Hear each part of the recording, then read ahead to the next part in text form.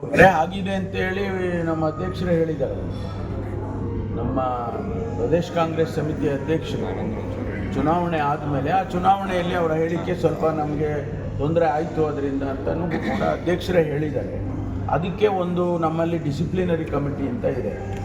ನಮ್ಮ ಇವರು ರೆಹಮಾನ್ ಖಾನ್ ಸಾಹೇಬರು ಅವರೇ ಅಧ್ಯಕ್ಷರಿದ್ದಾರೆ. ಅವರು ಒಂದು ವೇಳೆ ಅಧ್ಯಕ್ಷರ ಅದನ್ನು ಅವರಿಗೆ ರೆಫರ್ ಮಾಡಿದರೆ ಅವರು ಜಮೀರ್ ಅಹಮದ್ ಅವ್ರನ್ನ ಕರೆದು ಕೇಳ್ತಾರೆ, ಯಾಕಪ್ಪ ಹಿಂಗೆಲ್ಲ ಹೇಳಿದೀಯ ನೀನು ಅದಕ್ಕೆ ಅಂತೇಳಿ. ಮತ್ತು ಅದು ತುಂಬ ಸೀರಿಯಸ್ ಇದ್ದರೆ ಅವ್ರ ಮೇಲೆ ಏನು ಕ್ರಮ ತೊಗೋಬೇಕು ಅದು ರೆಕಮೆಂಡ್ ಮಾಡ್ತಾರೆ.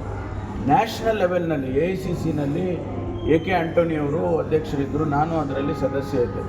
ನಾವು MLAಗಳಿರಲಿ, ಮಿನಿಸ್ಟ್ರುಗಳಿರಲಿ ಅಥವಾ AICC ಫಂಕ್ಷನರೀಸ್ ಇರಲಿ, ಅವರಿಗೆ ನೋಟಿಸ್ ಕೊಟ್ಟು ಕರೆಸ್ತಾ ಇದ್ದರು.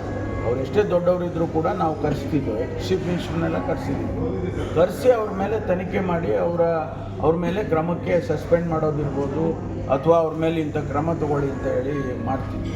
ಅದೇ ರೀತಿ ರೆಹಮಾನ್ ಖಾನ್ರವರು ಮಾಡಬೇಕು.